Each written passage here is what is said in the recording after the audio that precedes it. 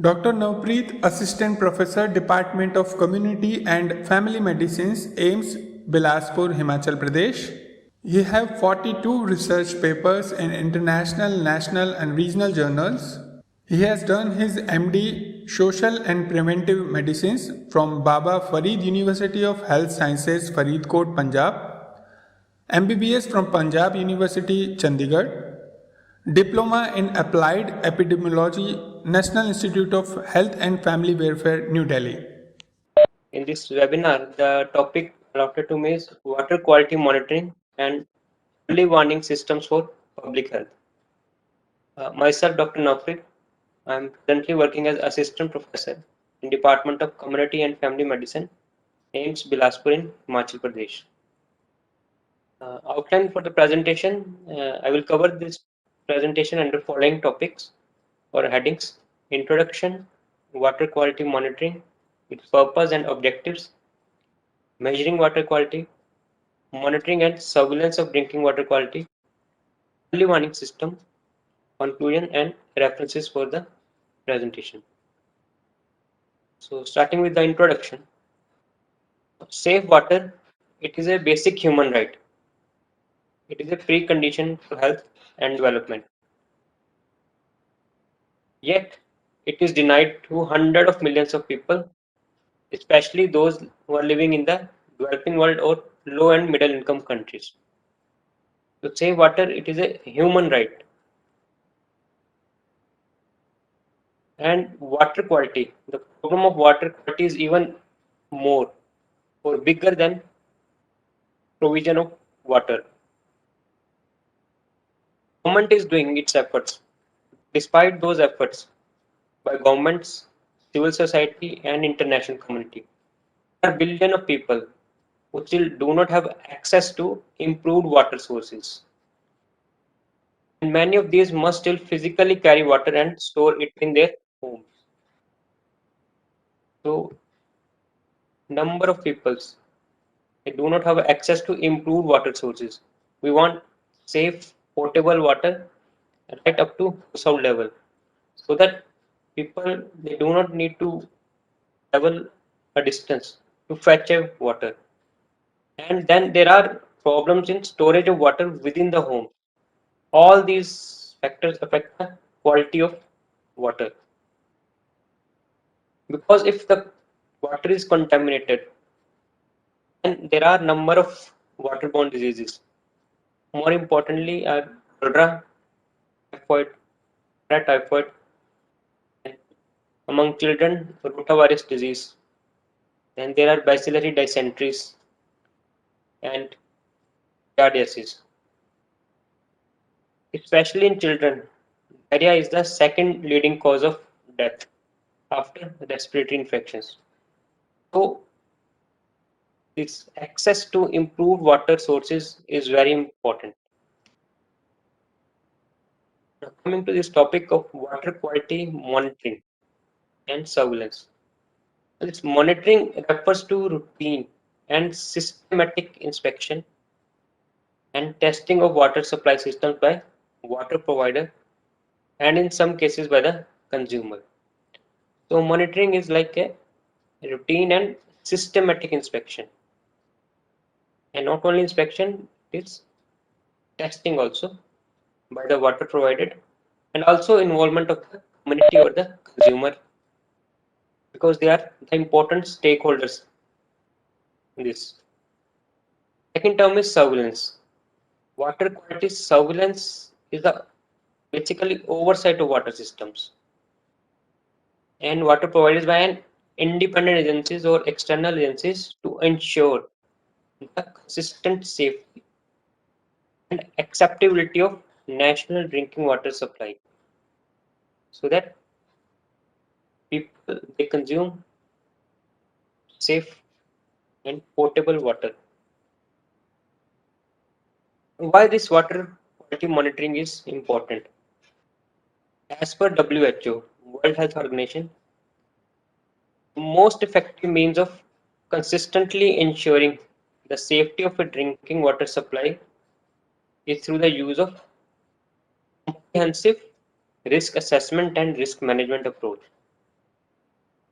that encompasses all steps in water supply, right from the catchment to its consumption at consumer level. So it is consistently ensuring the safety of drinking water supply through comprehensive risk assessment and risk management approach.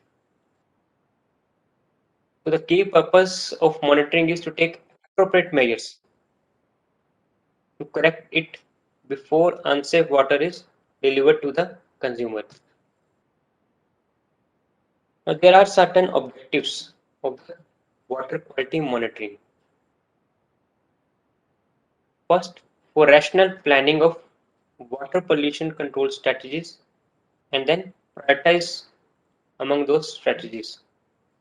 Secondly, to assess nature and extent of water pollution control needed in different water bodies for their parts. Third is to evaluate effectiveness of water pollution control measures which are already in existence or in place. Fourth one is to evaluate water quality trend over a period of time. Fifth, to assess assimilative capacity of a water body thereby reducing cost on pollution control. Next is to understand the environmental fate of different pollutants. Last but not the least is to assess the fitness of water for different uses. For water quality, there are certain criteria and standards. These are given by WHO, World Health Organizations, and then adopted by different countries based upon their local or national priorities. But these are certain criteria and standards which are given by World Health Organization. As acceptability aspects, in acceptability aspects, this is the physical parameters. So basically, this is the color of the water, odor of the water. It should be colorless, it should be odorless. These are physical parameters. It should be tasteless. There should not be any taste. Inorganic constituents involve importantly pH of the water, TDS, total dissolved solvents, chlorides, and the acceptability aspects. Chemical aspects among inorganic constituents important are arsenic and fluoride. Because there are incidents or cases of arsenic poisoning and fluorosis due to their excessive presence in the drinking water. Among organic constituents, important one are the pesticides. Contamination of water with pesticides. What are the microbiological aspects? They're also important or very important from the public health point of view. Bacteriological indicators, most important is the E. coli or the coliform count. And there are biological aspects and virological aspects. Last is the radiological aspects, because there may be presence of radones or radiation aspects in the drinking water which has deleterious effect on the health of the community. How to measure water quality or measuring water quality? This is important because water that is pleasant tasting and apparently clean, that means physically it is okay, it looks okay, apparently looks okay, that it is pleasant tasting and apparently clean, but it may still contain number of pathogens or high levels of chemicals that can cause health effects. So safety of drinking water for public health must be measured or determined analytically with the help of various tests which can be conducted on site or in the lab. There are a number of parameters to assess measuring water quality, but there are four essential parameters. The four essential parameters to measure the quality of water are E. coli or fecal coliform counts, turbidity, disinfectant residual, which is in our country it is residual chlorine, and pH of the water. These are given by BIS or Bureau of Indian Standards, where they mention two types of limits. One is acceptable limit, that is requirement. There is something beyond this limit, that is permissible limit. Okay, if acceptable limit is crossed, but up to this permissible limit, parameters are okay in the absence of any alternate source. But beyond this permissible limit, water is not fit, quality is compromised. So E. coli or fecal coliform counts in any sample of water, it should be nil. There should be no presence of E. coli or fecal coliform counts in the water sample. This is per 100 ml of the sample. Turbidity acceptable is 1, but permissible is up to 5. Free residual chlorine acceptable is up to 0.2 milligram per liter, but it can be up to 1 milligram per liter, and pH is in the range of 6.5 to 8.5. These are the basic or the essential four parameters.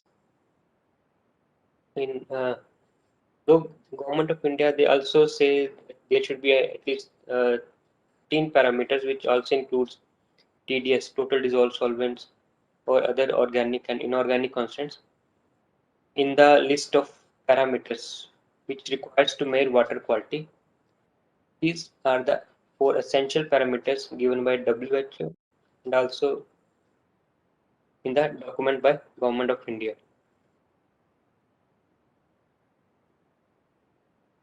WHO has also given the levels of assessment in the decreasing order of priority. The level 1 parameters, they should be made in any type of assessment, whereas level 2 and level 3 parameters, they represents increasingly sophisticated and complete assessment. What are these levels of assessments and the parameters under these? So level 1 assessment, microbiological and related parameters include E. coli or other thermotolerant coliforms, turbidity, pH, and residual chlorine. So are all these are the essential parameters which we discussed in previous slide. So essential parameters which should be there in level 1 assessment or in the all types of assessment. E. coli is more important because other coliforms may be present in rural water supply, which may not be of public health importance. But E. coli is detection of E. coli or test for E. coli is very important. It should not be present in any sample of drinking water. Uh, so inspections and risk assessments, carry out sanitary inspection, pollution risk assessments, and brief interviews at treatment works, water treatment plants under level 1 assessment. For physical and chemical parameters, look for appearance, it is qualitative, conductivity, priority in inorganics include arsenic, fluoride, nitrates, unless they are known to be absent locally. Level 2 assessment include microbiologically, these are E. coli and fecal streptococci. Inspections and risk assessments include audit of treatment work records. Periodic audits are important of any work safety plans or treatment work records. This is also a part of monitoring, water quality monitoring, that is carrying out regular audits of the treatment work records. Catchment assessment. So not only the water source assessment of the water sources, but also the catchment area. Basic hydrogeological assessment. And under physical and chemical, important are the alkalinity of water, copper, corrosivity, hardness, iron and manganese, and subjectively or qualitatively order of the water. So it's difficult to quantify this. Other we can quantify with the help of lab or on-site evaluation. Third is the third level of assessment include under microbiologically, these are bacteriophages, Clostridia perfringens, pathogen assessments, and cyanobacterial toxins. Inspections and risk assessments include catchment assessment, hydrogeological assessment, hazard analysis, microbial risk assessment, and full chemical assessment. So these are more sophisticated. Hazard analysis, microbial risk assessment, and full chemical assessment. Under physicochemical, inorganics include aluminium, ammonia, boron, cadmium, chromium, cyanide, lead, mercury, selenium. Order here we want more sophisticated, it is in quantitative. In level 2 it was qualitative. And organics include important are the pesticides and then disinfectant bioproducts and radiation. So level 3 more sophisticated parameters which are absent in level 1 and level 2 assessment. How can we do surveillance of drinking water quality? There are different methods or steps. First, first is the sanitary survey. Sanitary survey is an on-site inspection.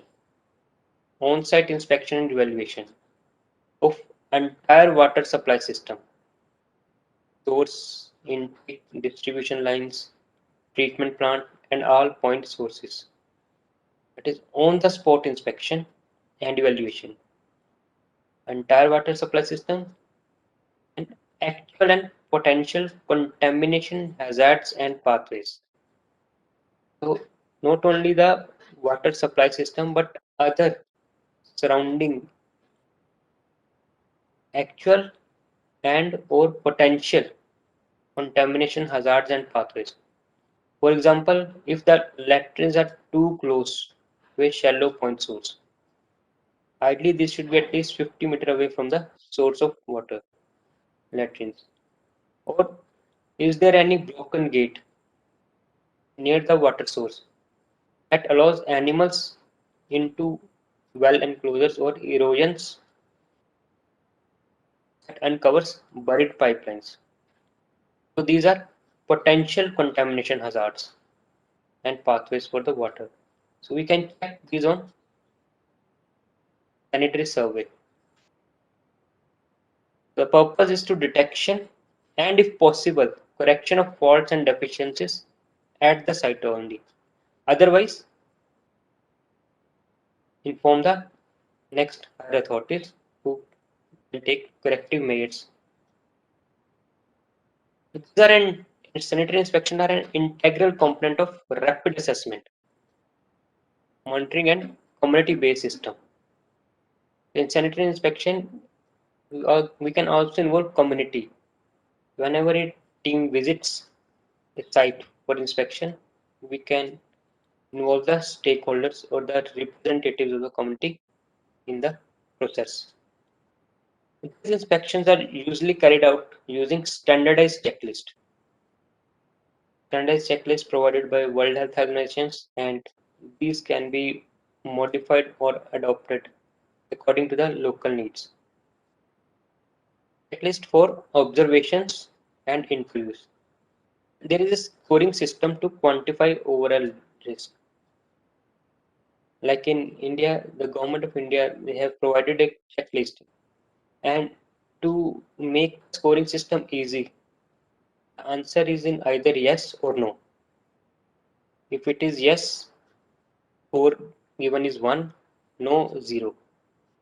And questions are like this: if answer is yes, there is risk of contamination or hazard. So if score is more, so more is a risk. Scoring system is designed or it is simplified so that even a field worker or an outreach worker who is doing sanitary inspection, he can quantify the risk. Now, it is not only important to inspect the source and the surrounding catchment area, also water handling techniques and storage practices in the house. These are also important and these are the part of sanitary inspections.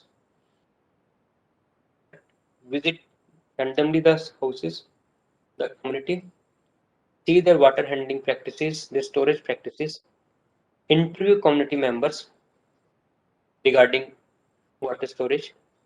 So it can yield valuable information on the actual causes of poor water quality and contribute to plans for interventions so as to improve the water quality status of a community. WHO recommends sanitary inspections annually for all water supply systems, including point source, and for every new water system. In our country, it is recommended twice, pre-monsoon and post-monsoon. Rapid assessment and surveys, sanitary inspections are part of these. The reason is that the quality data on water, the robust data on water quality, they are not available in many developing countries. If available, it may be for the well-planned cities or towns, but may not be available for rural area or slums and peri-urban areas. So this rapid assessment often provide the very first set of usable information on water quality. Two types of rapid assessments are being carried out. One is the comprehensive survey of a range of key quality parameters. So number of parameters are assessed, or second is specific survey of a single parameter.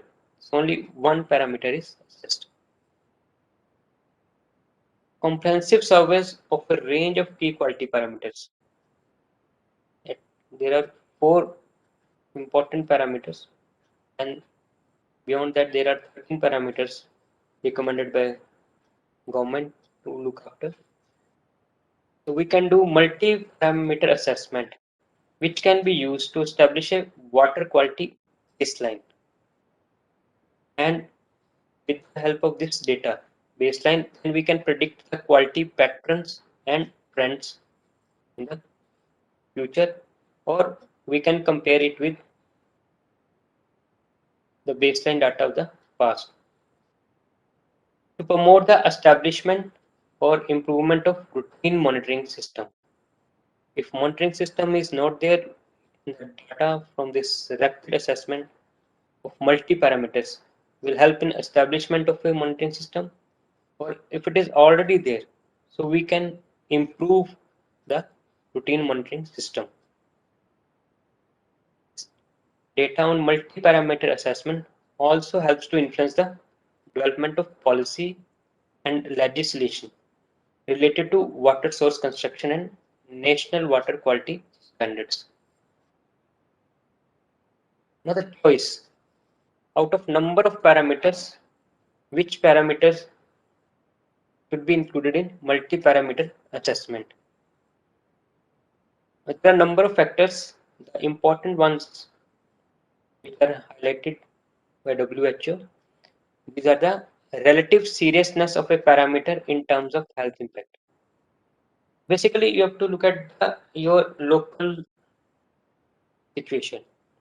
Local situation may be at the state level, maybe at the regional level, maybe at the national level. Relative seriousness of a parameter. There are a number of parameters. So prioritize those parameters which have serious or deleterious effect on health. Whether or not a parameter is known to be present in a country or it is suspected. Existence of human activities that are known to potentially cause pollution of water supply. And fourth is parameters affecting the acceptability of drinking water to users. So these are the few recommendations. There may be other based upon the local situation in terms of state level, regional level, or country level. So we can include those parameters in multi-parameter assessment. Whereas the single parameter, specific survey of a single parameter, these are usually carried out in response to an existing public health problem, which is caused by specific contaminant. Maybe there is an outbreak of a outbreak. So we have to look for that particular parameter, outbreak due to that particular parameter. So survey used to quickly assess extent of the contamination and the types or characteristics of the water sources affected. Information used to help design mitigation programs and to inform people about which specific sources or type of sources should be avoided. Now, for example, in areas where the fluorosis is problematic or where there are arsenic poisoning, so surveys are carried out for that particular parameter. In areas affected by fluorosis, look for the fluorine in water. In case of arsenic poisoning or arsenic contamination of water sources, surveys are carried out to look for arsenic so that the mitigation programs can be designed and government inform the people about the sources to be avoided which may be contaminated for with that particular parameter. Sample is important because for monitoring of water quality, we require sample which can be tested. There are number of guidelines available regarding methods and frequency for sampling, WHO guidelines for drinking water quality, ICMR manual of standards of quality for drinking water supplies, Uniform Drinking Water Quality Monitoring Protocol by Ministry of Drinking Water and Sanitation by Government of India. This Uniform Drinking Water Quality Monitoring Protocol by Ministry of Drinking Water and Sanitation, it has given its document which nicely describes the water quality monitoring, all the BIS standards for various parameters, requirement of manpower, reagents, equipments for setting up labs at state, district, sub-district levels. Sampling the samples for physical and chemical examination, at least 2 liters of water, and for bacteriological examination, it is 250 ml. 250 ml of water is required. Sample can be collected from a tap at household level or in a community, then from rivers, lakes, reservoirs, and wells. Guidelines for SAMES, the methods for collections, these are given in the above set documents. Transport and storage of samples is equally important because after collection, it should be transported to the lab at the earliest as possible. If there is possible delay, then store the water samples in a iced bag container and try to transport within 48 hours of the collection of water sample. Otherwise, beyond 48 hours, it may be of no use to carry out test those water samples for their quality. So, according to prescribed methods and frequency, sampling of water should be done. In bacteriological surveillance, important is the presumptive coliform test, looking for E. coli, and E. coli must not be detectable in any 100 ml of following sample. Is all water directly intended for drinking, treated water entering the distribution system, treated water in the distribution system. So any source or any way drinking water or the water for drinking purpose, E. coli must not be detectable in any 100 ml of sample. Uh, Beside coliform, streptococci and Clostridium perfringens detection can be done. These should not be detected, and colony count can be done for bacteriological surveillance of water. Biological examination, water may contain planktons like algae, fungi, yeast, protozoa, crustaceans, or minute worms.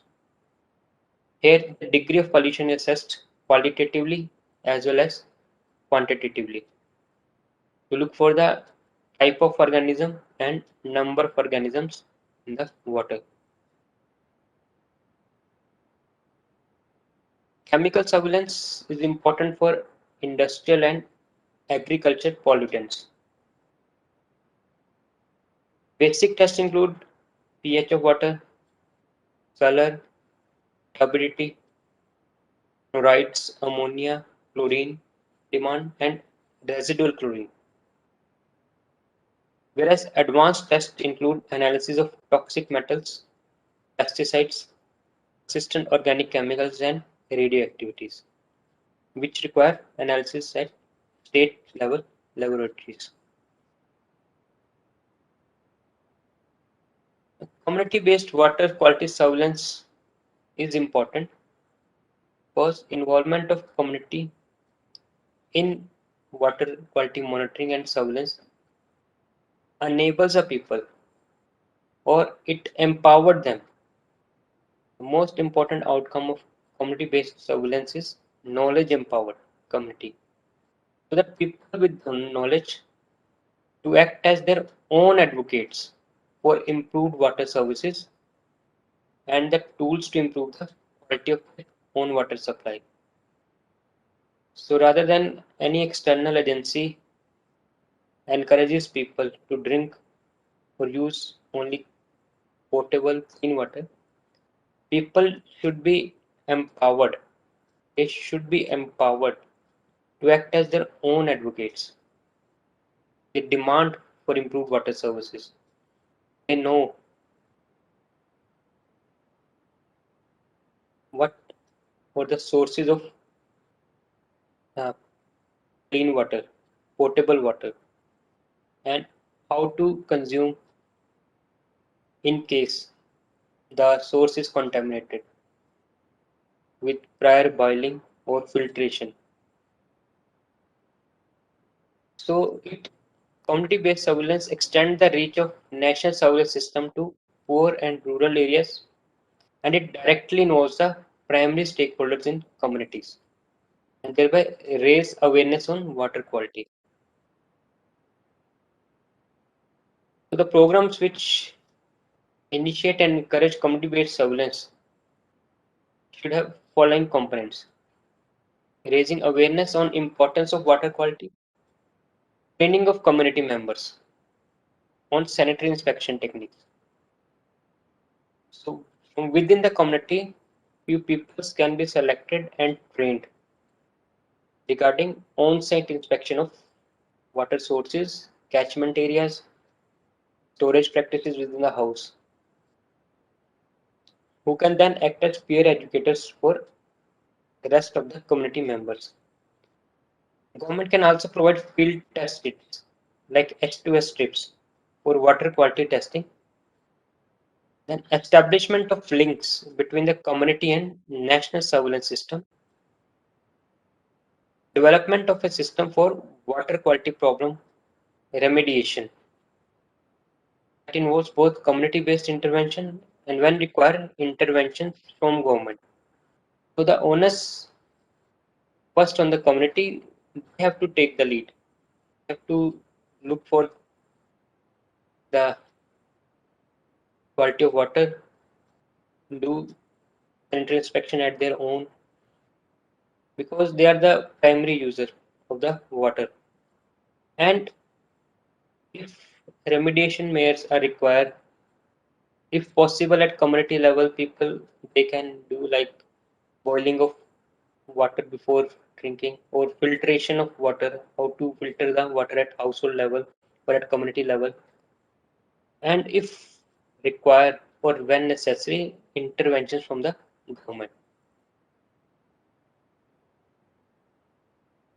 So, measuring water quality whether on site or in labs, both has its own pros and cons. Microbiological and chemical testing. It can be done either on-site or in labs. Where possible, on-site field testing is preferred because there are various field test kits are available which can measure single parameter or multiple parameters, and quality is okay or better now than the previous one.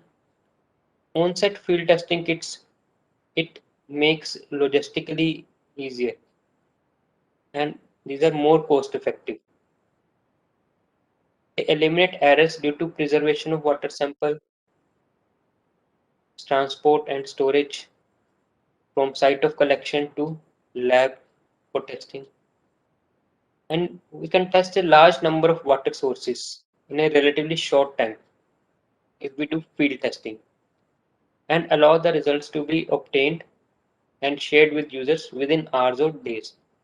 So rather than waiting for results from a lab which may take a day, 2, 3 or maybe a week, and in meantime people continue consuming that water. So by testing on site we can reduce this time and inform the people that this water source is contaminated, avoid using till this is being cleaned or it is treated by appropriate measures. Recent year technological innovations, they have improved the quality of field test kits and lowered their cost. So this method is preferred. Still, lab tests, they are important because they have advantages. Their samples can be processed more rapidly.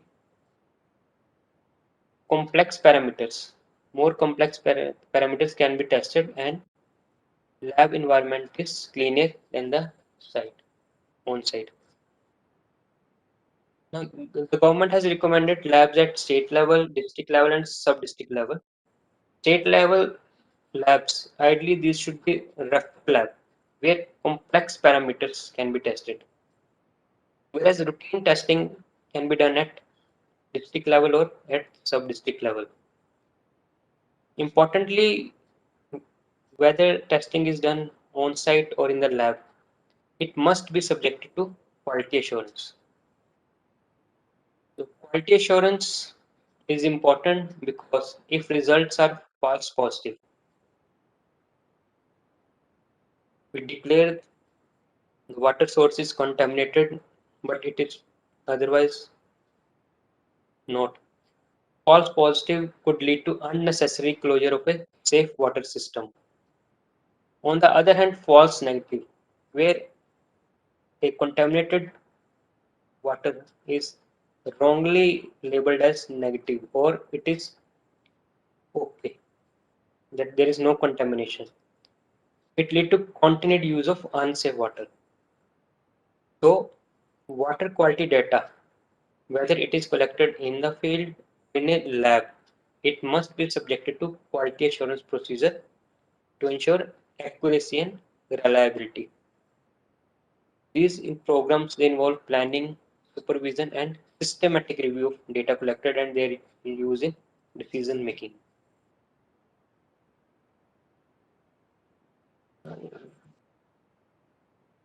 Early warning system, the government has set some limits. These are the operational limits and critical limits. Like we discussed earlier that the Bureau of Indian Standards, they have given set allowable limits, and beyond that there are permissible limits in the absence of any alternate source. So for early warning system, we require certain cutoffs or certain limits. Control measures need to have defined limits for operational acceptabilities called operational limits that can be applied to monitoring parameters. For every parameters of importance, for essential parameters and rest of parameters, limits are provided by WHO also and by Government of India also.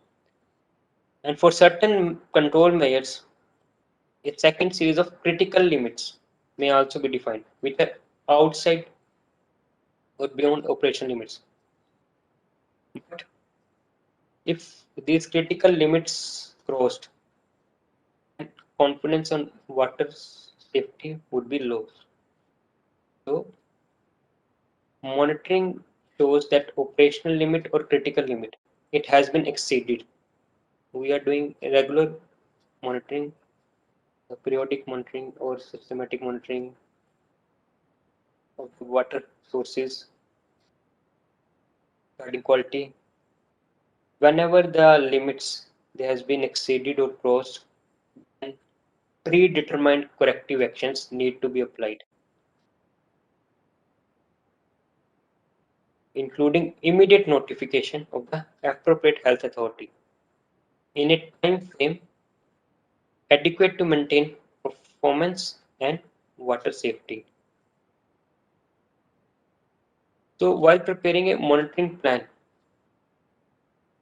it should be specified what parameters to be monitored so that monitoring plan should be fully documented to help in early warning. Parameters which can be included involves sampling location and frequency, sampling methods and equipment, schedules for sampling, references to corrective action procedure, qualification and certification requirements for testing labs, methods for quality assurance and validation of sampling results, requirements for checking and interpreting results, responsibilities and qualification of staff, requirements for documentation and management of records, how monitoring results will be recorded and stored, and requirements for reporting and communication of results. All these are important in monitoring plan which help in early warning. In addition to this, reviews of records is also important, like already discussed, that water safety plans or the records, it should not be regarded as a static document. It should not be like, okay, on rapid assessment record, the data has been collected and it is kept. No, it is a continuous process. Monitoring is a continuous process. So these should be reviewed to ensure that they are functioning correctly and kept up to date in light of changes in water systems or new developments, and detect deviations and provide early warning. Periodic review. So whatever data is there or water safety plans is there, it should be subject to periodic reviews. That's why audits or water audits, they are also important at regular interval. And in certain emergencies like falling floods, to ensure incidents do not reoccur and If it is not possible to reduce the impacts, reviews may identify areas for improvement and need for revision of plans. So such kind of reviews are called post-incident review. National Water Quality Monitoring Program is there in our country. Government of India also enacted Water Prevention and Control of Pollution Act 1974, and the Act prescribes various functions for the Central Pollution Control Board as well as to the states through state pollution control boards. In conclusion, safe water supplies are the results of informed and active governments and communities, properly constructed and managed systems, and the protection of systems from sources of contamination. Water quality monitoring and surveillance ensures that water continues to be safe throughout the life of the system and through changes in environmental conditions, watershed status, and pollution patterns, so as to give early warning when corrective actions need to be taken, routine and following any incident. These are the reference for my presentation from the publication by World Health Organization, by UNICEF, then by Government of India. Thanks.